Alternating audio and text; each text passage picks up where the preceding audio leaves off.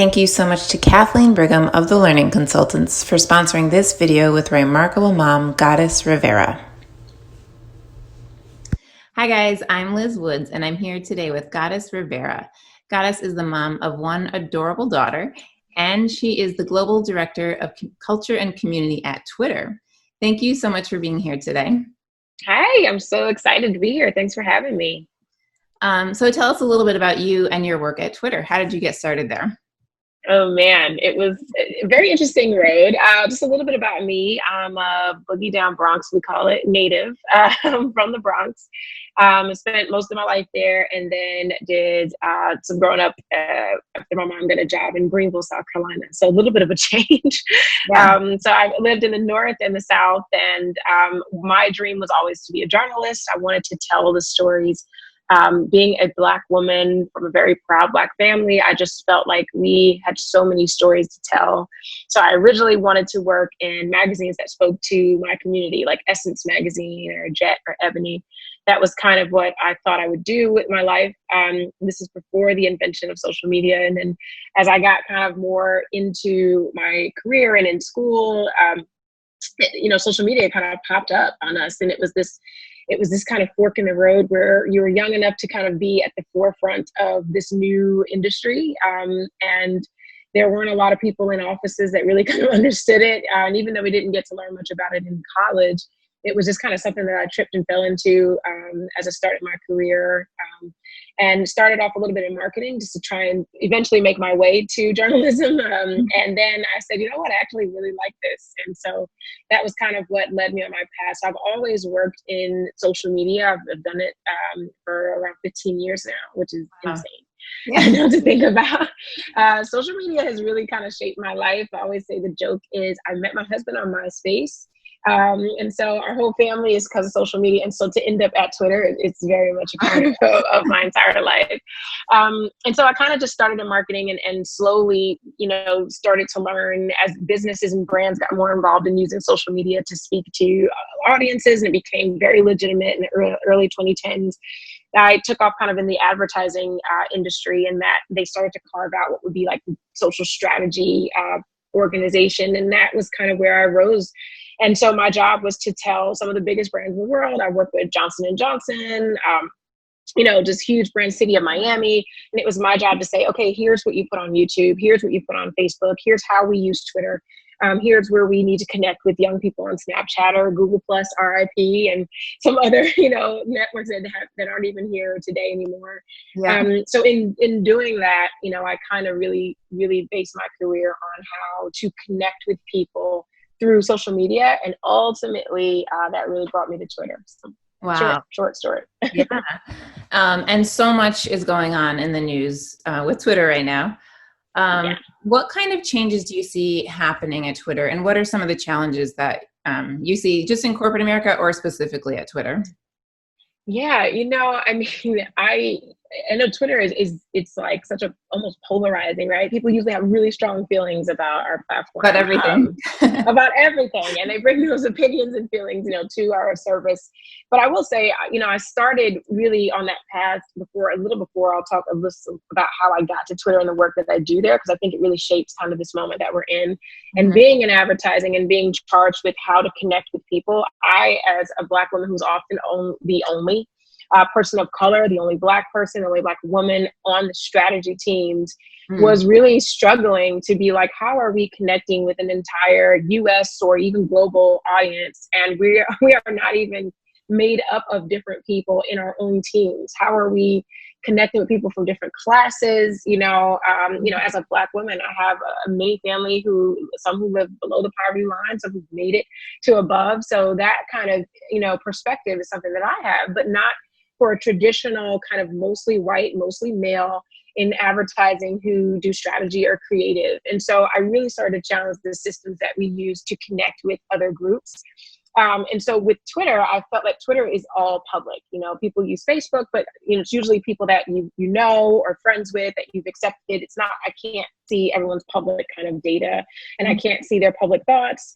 Same with even an Instagram, you can make it private. It's also not really your thoughts, it's more images. So Twitter is a space, it's the public square.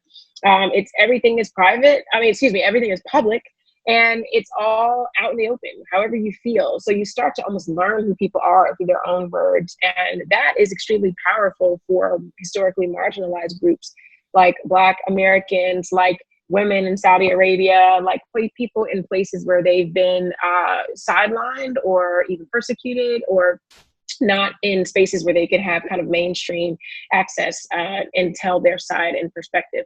So what I do at Twitter now is really make sure that I'm connected with those historically marginalized groups and that they have a relationship with us. I call them power voices because they use our platform. So we will probably talk a little bit more about what's happening in the world right now, which is the kind of final moment of this national and global recognition of the Black Lives Matter movement, which was created 7 years ago by 3 Black women.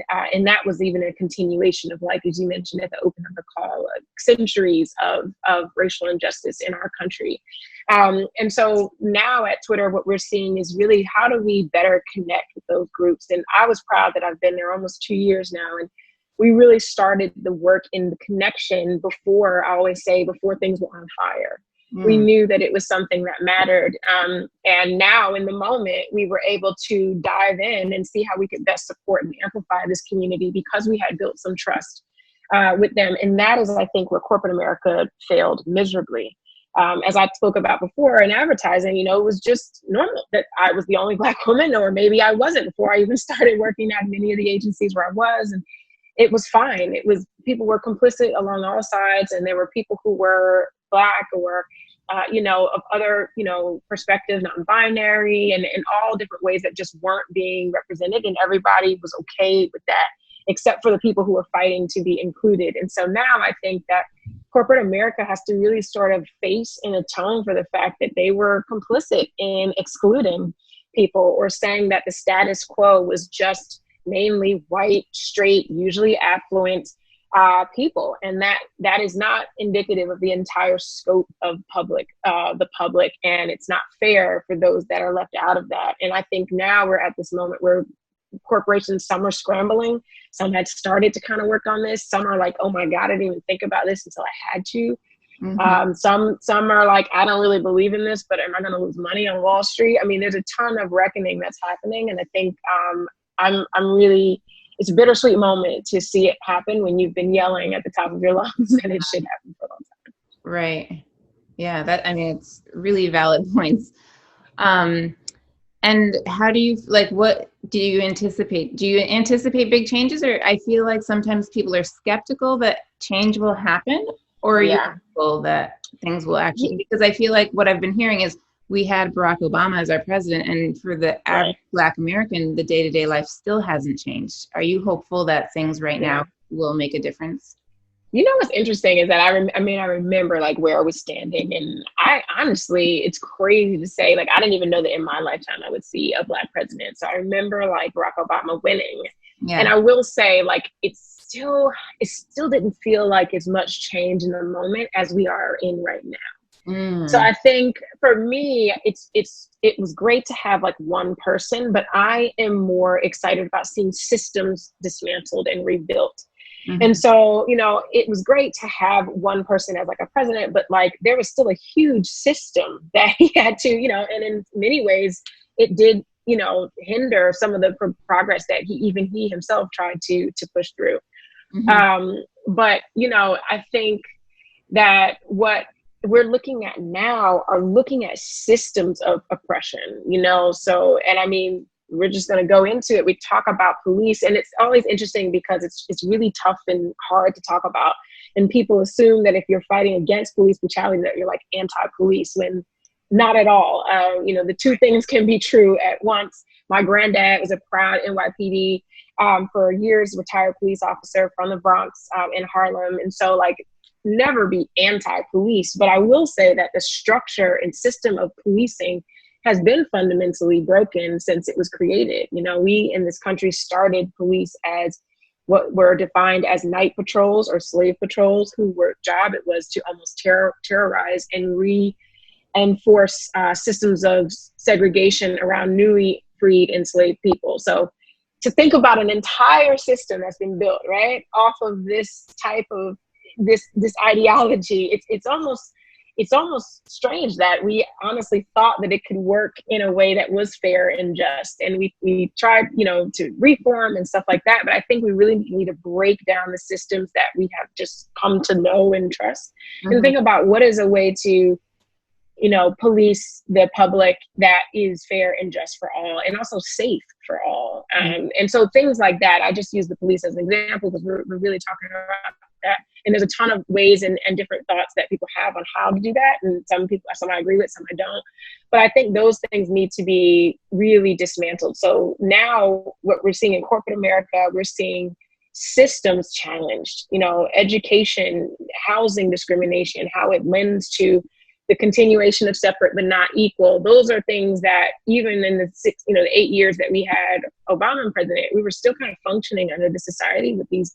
The foundation was like so shaky, right? We never dealt with any of this as a country. We never dealt with the fact that, Civil War, Confederate leaders were still extolled, and still like how that's hurtful for people. There's a lot of reckoning that wasn't done that I see being done now. It's almost dizzying, I think, to be like, oh my God, there's like the publishing industry is in a reckoning, and there are people being fired. And, it's almost just like, oh my gosh, to look at. But this is the kind of like shaking moment that I think I am just happy that we're at. So I do think it will continue. I am interested in how it will play out, because I think it's hard to, we're always nervous of like, there's this moment of like, heck yeah. And then especially as the country reopens and we resume what we know is to be normal life, how much of this commitment will remain. But I know for Black people, for people of color, or anybody in a persecuted group, the commitment is always there because it's our life that we're fighting for.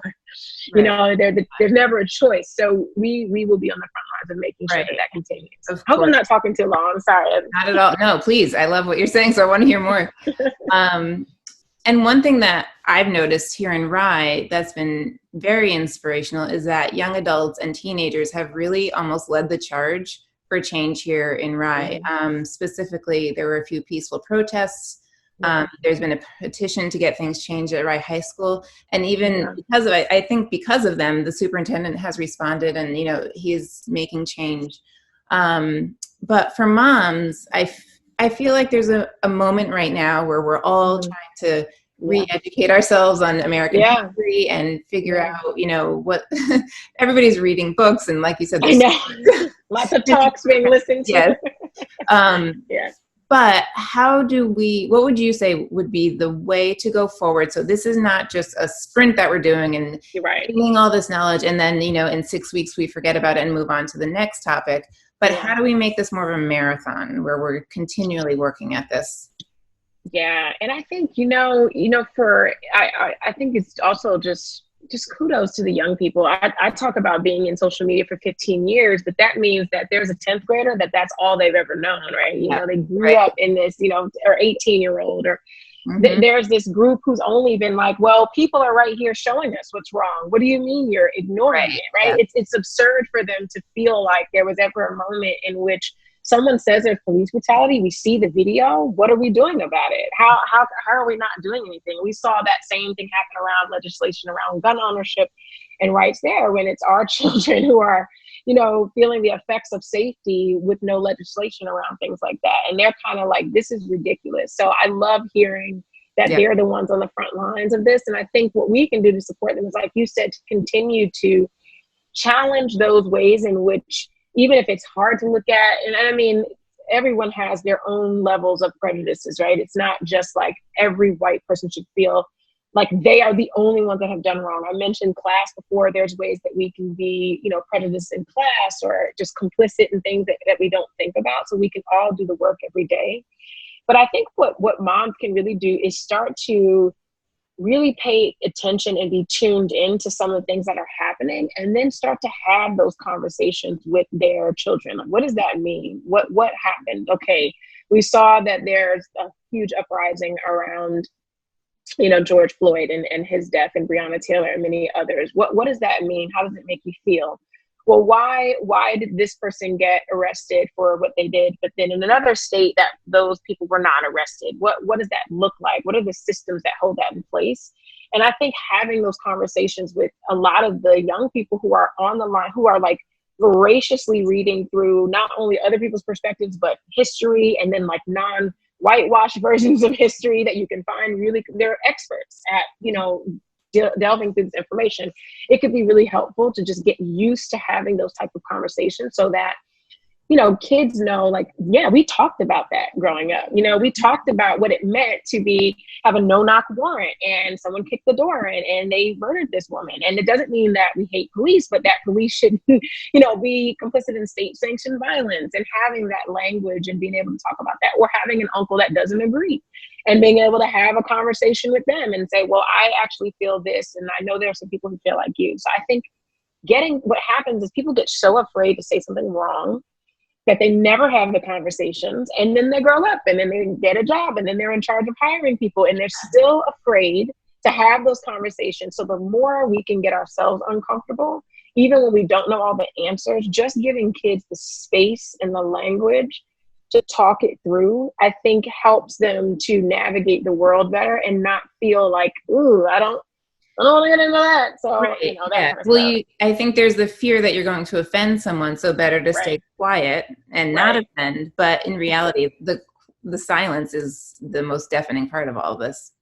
It is. And I mean, I think, I tell people to, we tend to think about these issues where they are. So right now we've talked a lot about police brutality, but somebody could be like, well, I'm not a police officer, and of course, if I saw that happening, I would be like, stop, you know what I mean? So you're thinking like, I'm out of it, right? But then you go to work, you go to a meeting, everyone's white, and it's fine. And no one says anything, it doesn't go off in your head, and you go home. And not saying that it's easy to constantly be the one raising your hand, but where are the systems, even for moms and parents, where we can make a difference? That all of that stuff trickles down to what we are seeing is every single teacher at every school that our children go to white.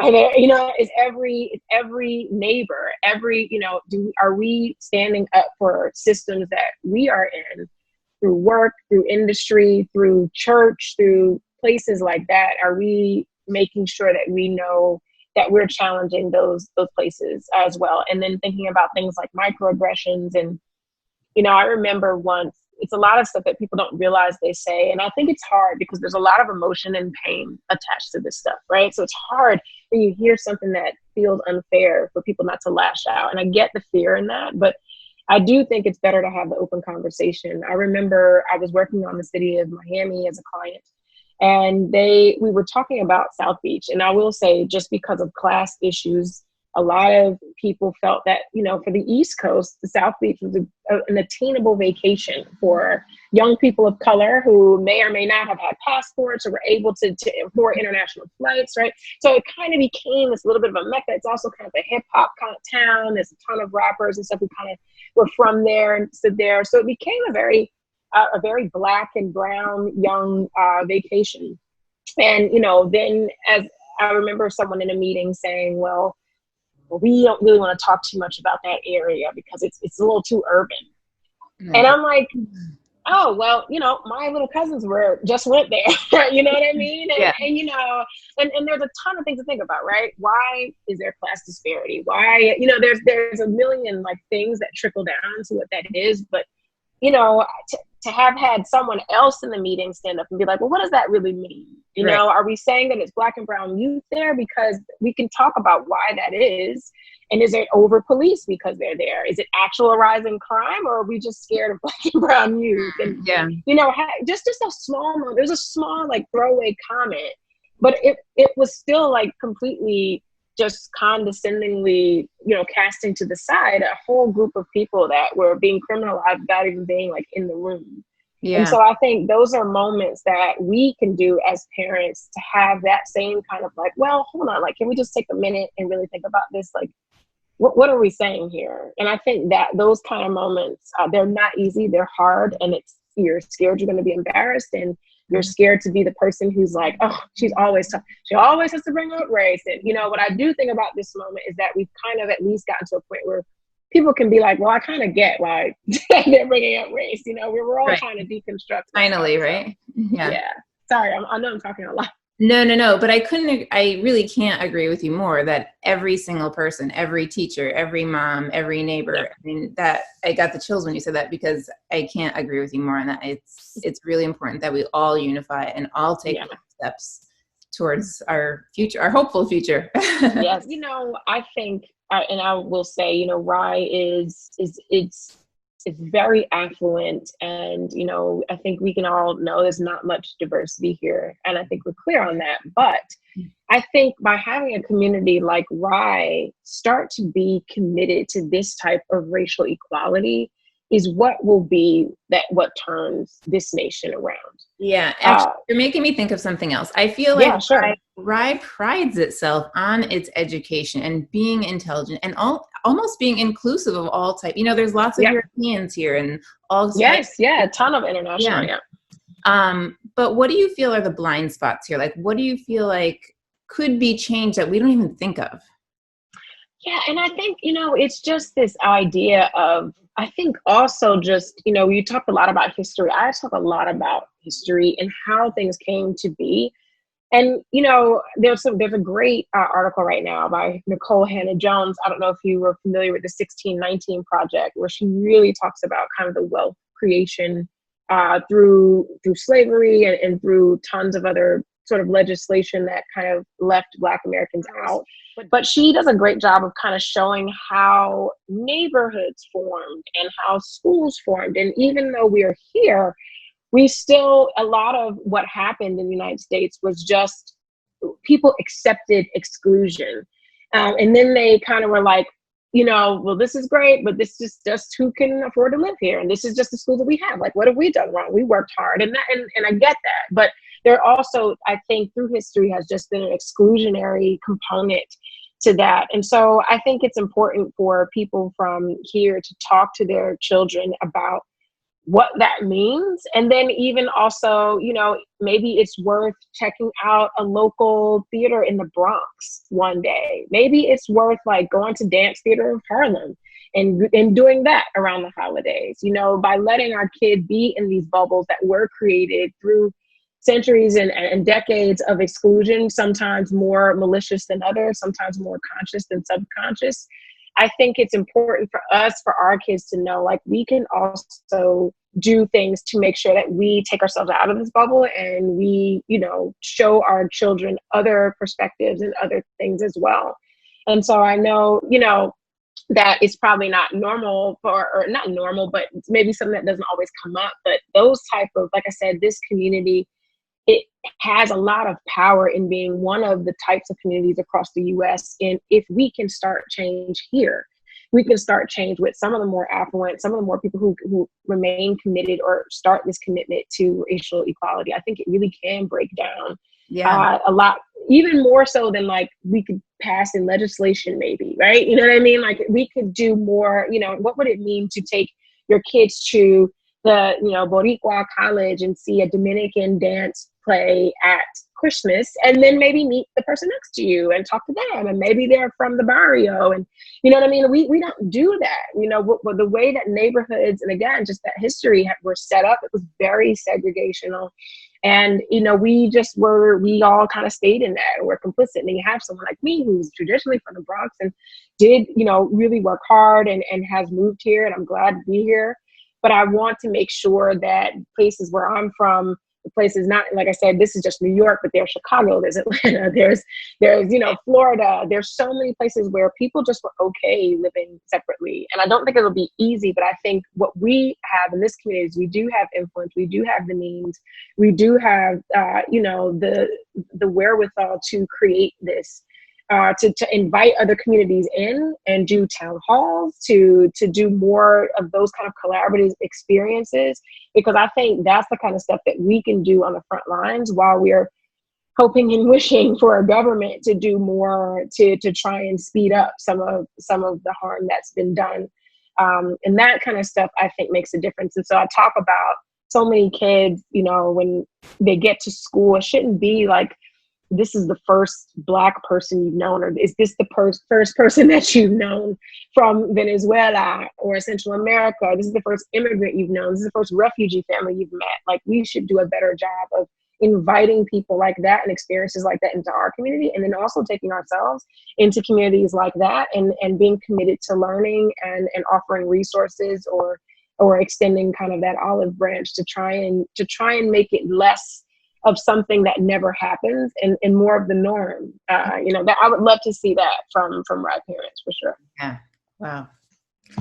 What else can you tell me? I'm just I'm sure. I love everything you're saying.